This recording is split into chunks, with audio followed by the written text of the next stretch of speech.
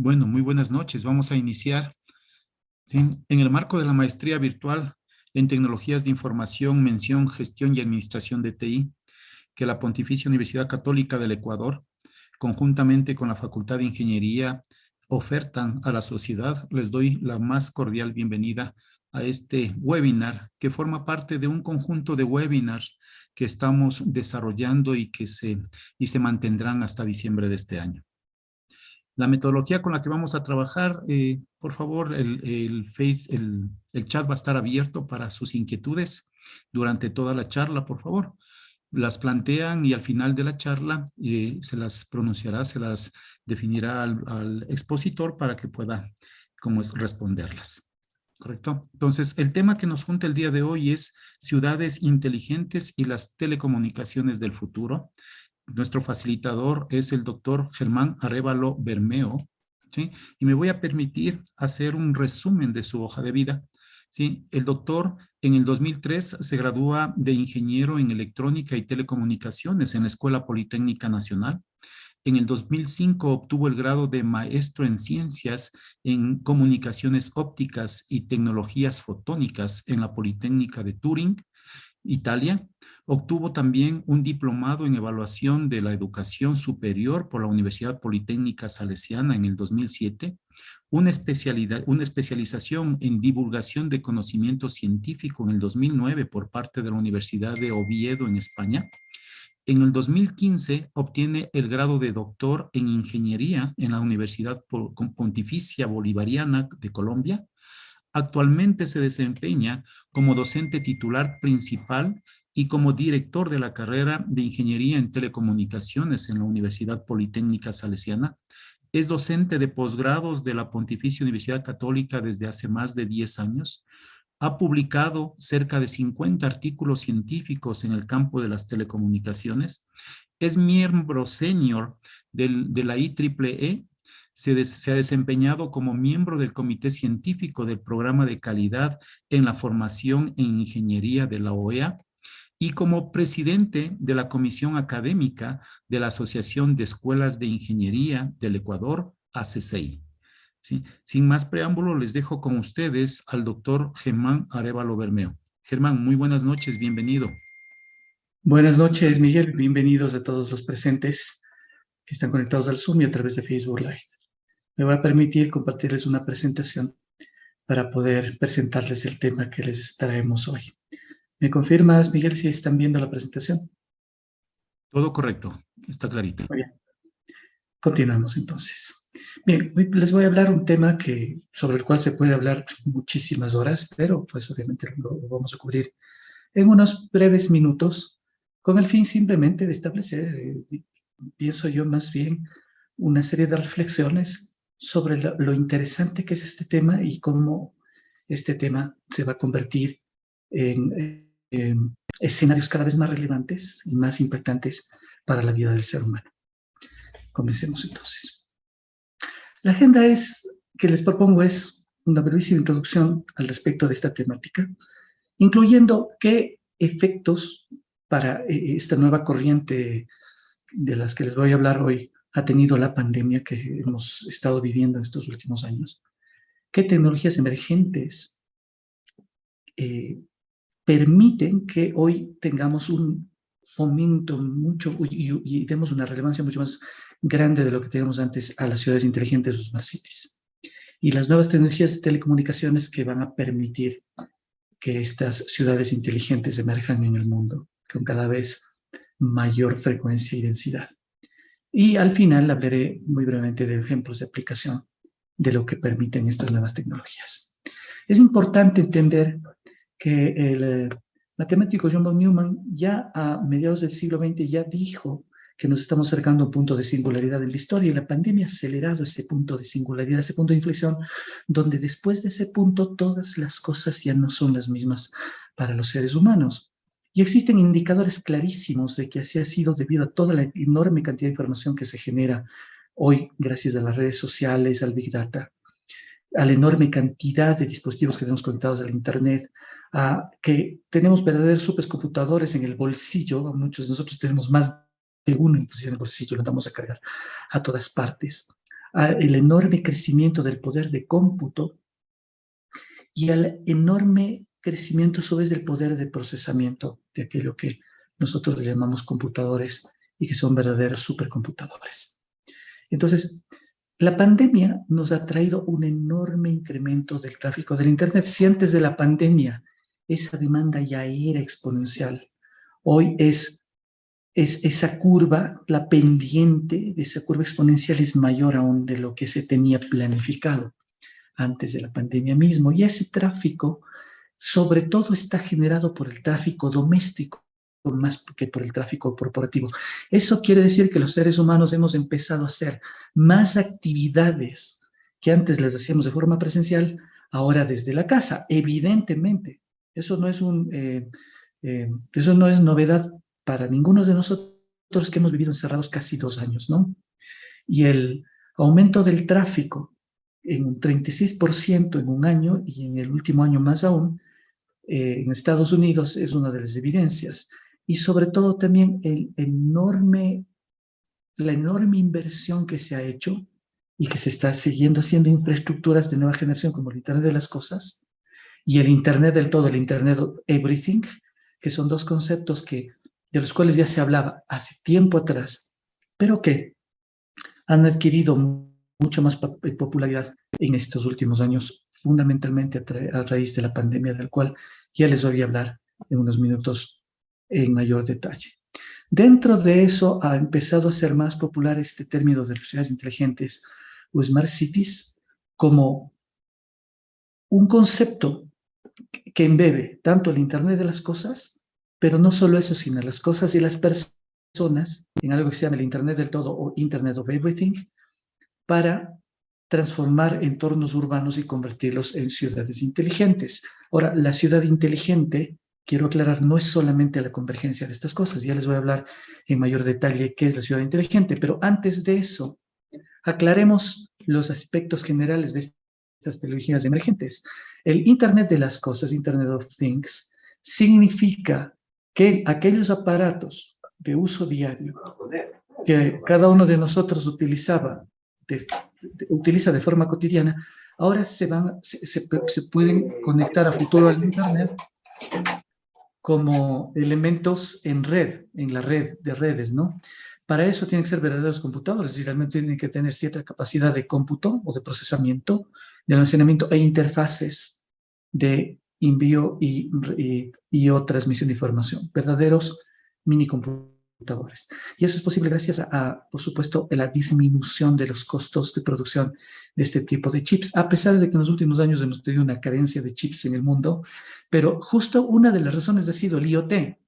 ¿Por qué? Porque las empresas no preveyeron que iban a necesitar poner chips en tantos dispositivos que antes era impensable tener, el frasco de medicinas, el cepillo de dientes, el collar de mi mascota, la máquina expendedora de la calle, etcétera, cosas que no se pensaban que podían estar conectadas a la red, y en consecuencia se necesitan chips con muchísimo mayor volumen del que se tenía pensado, y esa sobredemanda es la que causó la necesidad del aumento de chips. Una de las industrias que empezó a utilizar muchísimo mayor cantidad de chips, demandar mayor cantidad de chips, es la industria automovilística. Es una de las industrias que agotó los chips y causó esa carencia de chips que hemos estado viviendo últimamente. Y también, por supuesto, la demanda de los usuarios, aquellos dispositivos que se llevan en el cuerpo, los wearables, que sin duda están cambiando la forma en la que el ser humano interactúa con su entorno y con las demás personas. Su actitud inclusive hacia el medio ambiente, el ecosistema en el que vive. Esos dispositivos van a ser cada vez más parte del ser, del cuerpo físico del ser humano. Algunos de ellos ya hoy hay ciertas personas que ya no se despojan de ellos ni para dormir ni para ducharse. Eso va a ser cada vez más frecuente a futuro. Y luego el IoT masivo, que va a permitir que esta gran red le dé una inteligencia a aquellos dispositivos que antes eran dispositivos relativamente tontos, como un auto, porque un auto sin un chofer que lo conduzca, obviamente es un dispositivo que no va a hacer nada si no hay un chofer dentro, pero el momento en el que tiene un computador y las interfaces necesarias en él, se puede convertir en un dispositivo absolutamente autónomo. Y por supuesto que todos, seguramente ustedes habrán escuchado que la conducción autónoma está ya a la vuelta de la esquina. De hecho, Tesla ya tiene desarrollado el software de conducción autónoma. No lo lanza por motivos regulatorios, pero desde luego no basta eso, sino basta toda una red, ¿no?, de objetos conectados a la red desde los sistemas de control de tráfico, sistemas de señalización, puntos de acceso de control y de conexión, etcétera, etcétera, ¿no? Es una conexión masiva de objetos. Ahora, por supuesto que esto ha exigido una demanda de supercomputadoras, de supercomputación, para poder procesar esa ingente cantidad de información. Esos gigas, y decenas de gigas y cientos de gigas que se están generando por unidad de tiempo, dependiendo del tipo de entorno y de la cantidad de dispositivos que se tengan conectados. Y por supuesto, la única forma de procesar esa enorme cantidad de información, ese Big Data, es el High Power Computing, los HPCs. Esa supercomputación que se mide en flops, es una medida que permite evaluar la capacidad de procesamiento de un computador, específicamente la cantidad de operaciones de punto flotante que puede ser un computador, es la forma en la que hoy medimos la capacidad de los computadores tradicionales. Para darles una idea, dos de los supercomputadores más poderosos que existe hoy en el mundo es el Sunway de la China con 93 petaflops, o el Summit de IBM con 146 petaflops y su Sierra de 94 petaflops. Para poner en contexto lo que es esto, el supercomputador más grande que tenemos en el Ecuador es el supercomputador Kinde de Yachai-Tech con 232 teraflops. Recuerden que un petaflop es 1000 teraflops, para que vean la gran diferencia de esos supercomputadores de los cuales les acabo de hablar. Sin embargo, eso palidece en comparación a la capacidad que van a tener los computadores cuánticos. Es una tecnología emergente. Google fue uno de los primeros que propuso los computadores cuánticos, que permiten, a través del uso de superconductores y de los átomos de los cuales están constituidos esos superconductores, poder procesar a nivel cuántico, es decir, que cada uno de los átomos de un pedazo de materia se convierten en un posible sistema de almacenamiento de información lógica, lo que se llama el qubit, y que permite, a través de medios físicos apropiados, la manipulación de los estados cuánticos, y esa manipulación de los estados cuánticos, al menos entre dos estados, representa lo que nosotros tradicionalmente conocemos como bits. La gran novedad de eso es que en un pedazo muy pequeño de materia hay quintillones de átomos, y por lo tanto la capacidad de procesamiento es abrumadoramente más grande que la de los computadores tradicionales. Eso, por supuesto, es una tecnología en maduración todavía. Luego, dentro de ese contexto, las Smart Cities son aquellas que utilizan dentro de su modelo de gestión la tecnología. Eso es una ciudad inteligente. No necesita una ciudad inteligente ya tener implementado un Internet masivo de las cosas necesariamente. Si es que su modelo de gestión mayormente está implementado a través del uso de la tecnología y soportado y apoyado a través del uso de la tecnología, eso fundamentalmente es una ciudad inteligente. ¿Cómo se logra, pues? Primero, en una ciudad inteligente viven ciudadanos inteligentes. Ese es el concepto dado por Downhill hace varios años atrás ya. Y el ciudadano inteligente es aquel que se responsabiliza por su entorno y hace un uso inteligente de la tecnología. Sobre todo tiene mucha responsabilidad social y es solidario con las personas que no están todavía integradas en esa nueva corriente tecnológica.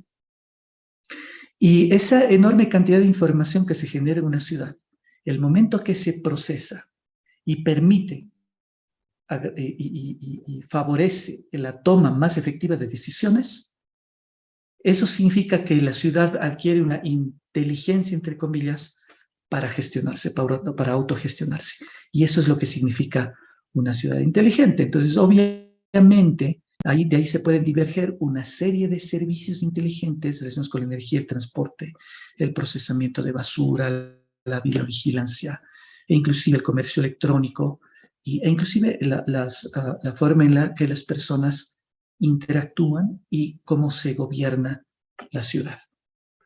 Todo eso, por supuesto, es en esencia lo que se llama el Internet del todo, el Internet of Everything. Claro, y la única forma de hacerlo es utilizando nuevas tecnologías de telecomunicaciones.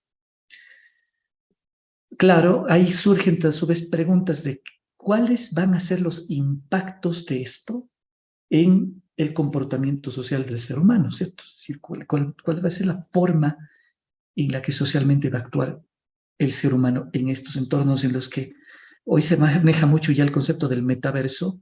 Muchas de las cosas que va a hacer el ser humano ya no van a ser en entornos físicos reales, sino en entornos virtuales y en simulaciones. Y las tecnologías de telecomunicaciones que han permitido y siguen permitiendo eso son varias. Uno de los ejemplos más flagrantes que tenemos en el Ecuador es el inmenso crecimiento que hubo en la implementación de fibra óptica en apenas una década. Y eso ha permitido que tengamos realmente redes de telecomunicaciones que soportan hoy ya en nuestro país un despliegue de servicios inteligentes. Es plenamente factible gracias a ese crecimiento que tuvimos en la implementación. Tanto es así que ya en el 2019, por primera vez en nuestra historia como país, aparecimos en el mapa del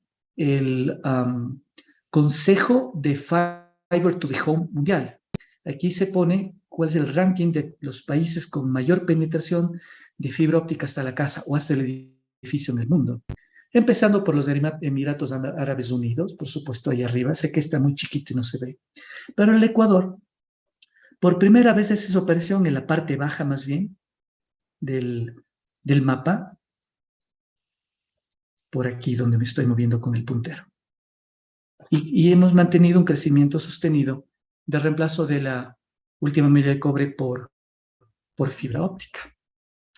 Entonces, básicamente, ¿qué necesita el Internet de las cosas o el Internet del todo?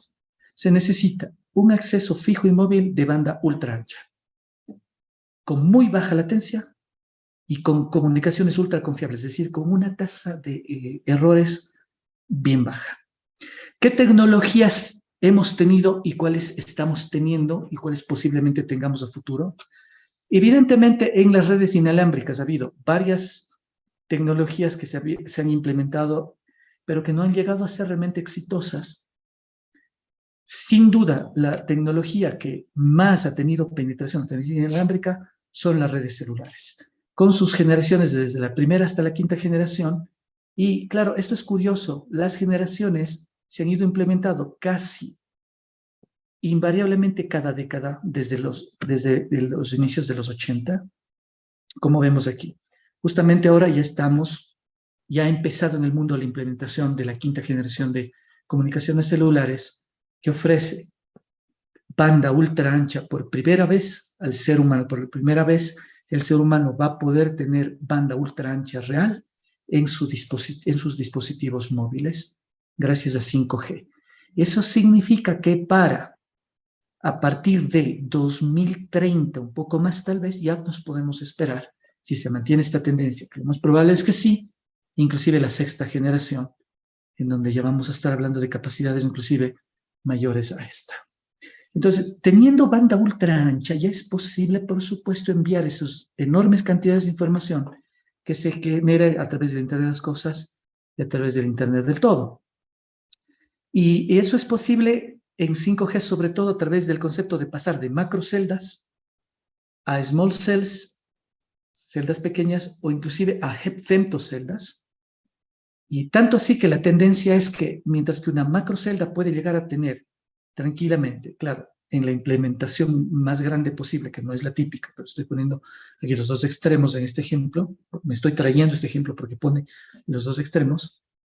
Una macrocelda de aproximadamente unas 10 millas cuadradas bien puede, transformándole a la versión microceldas tener 60 small cells 5G. ¿Eso qué significa? Que el sistema de cobertura de estas redes va a ser más distribuido y por lo tanto más eficiente en cuanto a lo que es la otorgación de ancho de banda a sus usuarios. Por supuesto, todas estas tecnologías inalámbricas van a poder ser posibles gracias a la fibra óptica también. No es que 5G, y alguna vez escuché a alguien decir que 5G y 6G van a reemplazar a la fibra óptica, y no es así, porque más bien va a necesitarse más fibra óptica, tanto así, por ejemplo, que aquí en nuestra macrocelda se necesita una conexión óptica desde la base station hasta la oficina de servicios del proveedor. Acá se van a necesitar 60 conexiones de fibra óptica para cada una de estas small cells, más bien se necesita mayor cantidad de fibra óptica desplegada.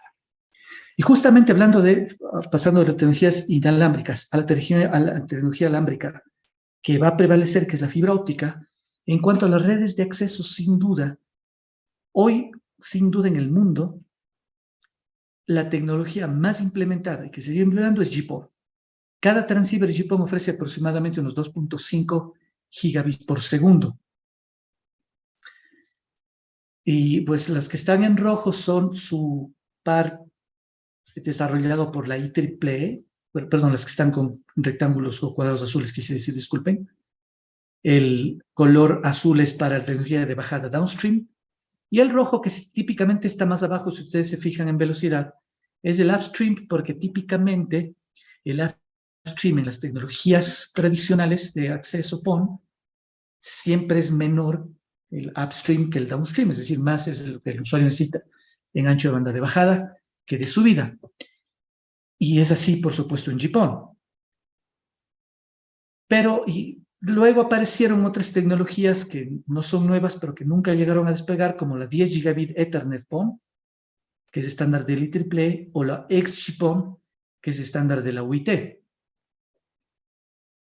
Sin embargo, si ustedes se fijan, a partir de las redes que se conocen y ya se consideran como nueva generación, la primera de ellas lanzada en el 2015, la Next Generation PON, versión 2, ya el tráfico es mayormente, posiblemente, simétrico, es decir, se puede transmitir a altísimas velocidades de transmisión, mientras que GPON, que es la tecnología más implementada hoy en el mundo, insisto, cada transceiver ofrece una tasa de 2.5 gigabits por segundo. NG-PON2 en un solo transceiver permite la transmisión de hasta 40 gigabits por segundo. Y luego han surgido y están por surgir nuevas tecnologías como la 50 gigabit Ethernet PON, también conocida como la 802.13a, que puede ofrecer a través del uso de transceivers a 25 gigabits por segundo, posiblemente 50 gigabits por segundo si se utilizan dos longitudes de onda por transceiver. O también la SuperPON, que permite 160 gigabits por segundo a través de 16 longitudes de onda a 10 gigabits por segundo cada una. O esta Higher Speed PON, que con un solo transceiver y una sola longitud de onda se puede transmitir a 50 gigabits por segundo. Entonces son incrementos, si ustedes se fijan, exponenciales de la capacidad de los transceivers PON. Siguen siendo transceivers pequeños y que con el tiempo se espera que serán de costo relativamente accesible y que permiten ofrecer banda ultra ancha a los posibles usuarios. Si tomamos en cuenta que los posibles usuarios de una red PON son típicamente entre 32 y 64, estamos hablando de tecnologías que son capaces de dar cerca o más de 1 gigabit por segundo fijo a la casa a tal cantidad de usuarios sin problema. Y las suscripciones de fibra óptica hasta la casa o hasta la oficina, hasta el edificio, van a continuar con su crecimiento exponencial hasta el 2026, así como también en lo que son las redes Ethernet, ya dentro de poco, los próximos 2 años, posiblemente en 2023, ya haga su aparición el 800 gigabit de Ethernet, e inclusive el 1.6 terabit de Ethernet, mientras que cerca del 2020 ya tuvimos el 200 y el 400 gigabit de Ethernet. En poquísimo tiempo ya se proponen tecnologías que duplican o que cuadruplican la velocidad más alta que se había estado proponiendo. Fíjense ustedes que el crecimiento entonces termina siendo también exponencial en lo que son redes metropolitanas, que se utilizan mucho también para la conexión de data centers. Y claro, esas velocidades de hasta 1.0 terabits por segundo están orientadas a soportar esta implementación de data centers a hiperescala, es decir, hacer sistemas mucho más distribuidos que los concentrados en grandes data centers, que era la tendencia hasta hace poquísimo tiempo atrás. Y lo predominante que se va a tener a futuro entre PON y Ethernet, aparentemente hasta las predicciones del 2026, es que más se va a implementar las redes ópticas pasivas más que las redes Ethernet ópticas. Esa es la predicción, pero por supuesto no necesariamente se va a cumplir. Al respecto de lo que son las redes de larga distancia, en lo que son redes regionales y transcontinentales, también lo que son enlaces submarinos, una de las tendencias es a que las fibras ópticas sean más delgadas. Hoy una fibra óptica típicamente tiene 245 micrómetros, redondearle a 250 micrómetros de diámetro, incluyendo la cubierta plástica que viene por sobre el manto de la fibra. Eso es 1/4 de un milímetro. La tendencia es a construir las así llamadas fibras delgadas, que no tocan el diámetro del manto, sigue siendo el diámetro del manto 125 micrómetros, lo que hacen más delgado es la cubierta acrílica, el primer buffer sobre la fibra. Esa es una de las opciones. Y otra opción que no es que tengamos ya comercialmente implementada, eso es la tendencia a futuro, posiblemente habrá que ver cuán costosa es la tecnología de fabricación, la multicore fiber, es decir, una fibra óptica que tenga más de un núcleo, como ustedes están viendo aquí, como por ejemplo en este caso 4, que es literalmente como tener 4 fibras ópticas en una, porque la luz se transmite en el núcleo de la fibra óptica. Y por supuesto eso cuadruplicaría la capacidad de un hilo de fibra óptica, ¿cierto? Y la razón por la cual se quiere hacer esto es porque, sobre todo en los enlaces ópticos submarinos, el tubillo que lleva las fibras ópticas es un tubillo bien delgado. Tradicionalmente una fibra óptica submarina transporta apenas 6 pares de fibras y lo que se busca hacer es transportar 24 hilos, y eso no solamente tiene consecuencias de complejidad en cuanto al grosor de la fibra o poner más núcleos en la fibra, sino también en la cantidad de repetidores, de amplificadores ópticos que se tienen que poner a lo largo del enlace submarino, lo cual va a requerir que la cantidad de voltaje que se tenga que inyectar en la red de fibra óptica submarina pase de 15 kilovoltios, que es lo que hoy típicamente se maneja, a al menos 18 kilovoltios. Parece poco, pero esos 3 kilovoltios representan un reto bastante grande en la práctica.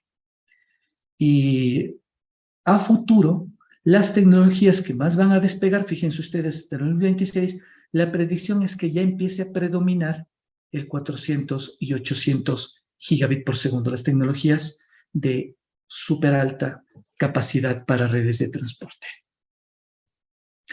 Termino hablándoles de ciertos ejemplos de aplicación de esto que les estoy diciendo, que son no solamente en el contexto inclusive de las Smart Cities, sino de el Internet del todo. Por ejemplo, en la agricultura, todo lo que son las cosechadoras van a ser seguramente cosechadoras autónomas que tendrán la capacidad de tomar decisiones dinámicas gracias al data mining, al procesamiento en la nube, al reconocimiento de patrones, al uso de algoritmos que le den, entre comillas, nuevamente, inteligencia, ¿no?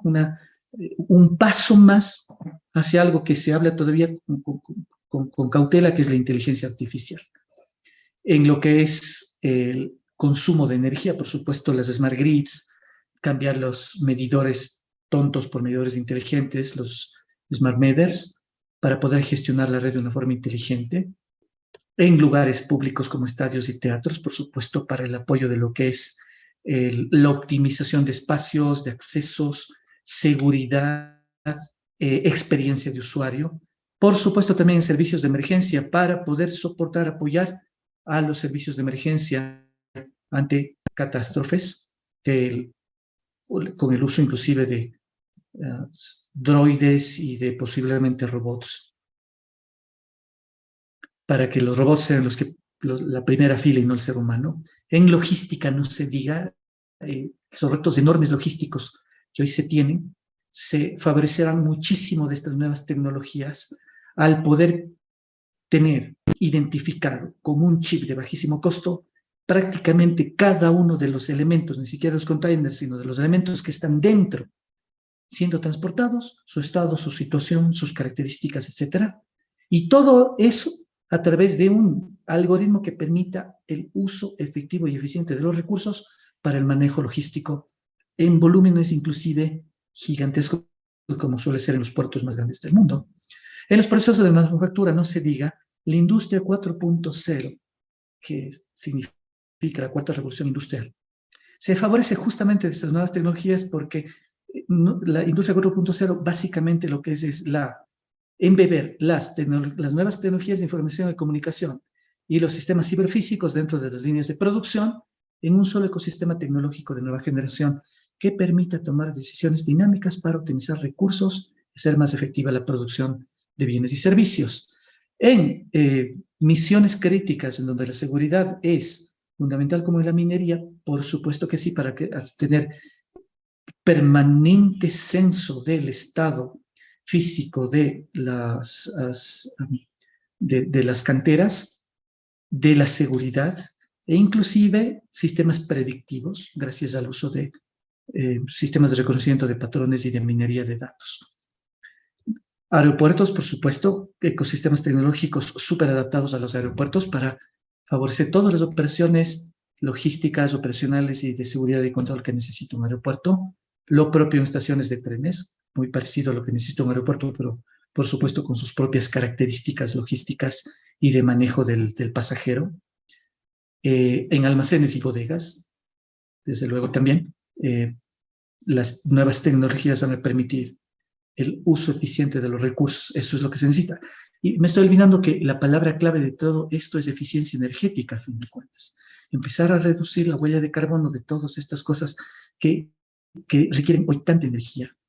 En el transporte y la movilización, desde luego que sí. En la salud, el uso de las tecnologías de información en hospitales en el mundo ya es una realidad. Todo esto que les estoy diciendo ya tiene sus casos de estudio. Y no se diga, desde luego, para finalizar, en la educación. La pandemia fue el punto de inflexión para entender la importancia de las tecnologías de información, del Internet de las cosas y del Internet de todo, aplicada a los procesos educativos. Finalmente, el mercadeo es una de las cosas que van, por ejemplo, a tener más impacto social. El hecho de que una de las profesiones que va a caducar en el futuro sea el vendedor detrás del mostrador, no es trivial. Literalmente las personas cada vez quieren más moverse en centros comerciales. Y si se mueve al centro comercial, quiere que la experiencia sea personalizada. Entonces va a haber cámaras o drones que van con solo a tomar un escáner de la persona, de cómo está vestida, hasta de la forma en la que camina y de la expresión de su rostro, y le va a poder dar un catálogo de servicios y productos orientados a la personalidad que ha sido catalogada para ese ser humano. Eso de mi parte, muchas gracias por su atención y quedo absolutamente a las órdenes de ustedes para cualquier pregunta o comentario sobre este tema. Muchísimas gracias, mi estimado Germán. Queda abierto el chat, por favor, si tienen inquietudes, por favor. Aquí en el Facebook hay una pregunta. Gracias, Hans. Y nos preguntan, ¿cuál sería el uso práctico de los computadores cuánticos aparte de las encriptaciones?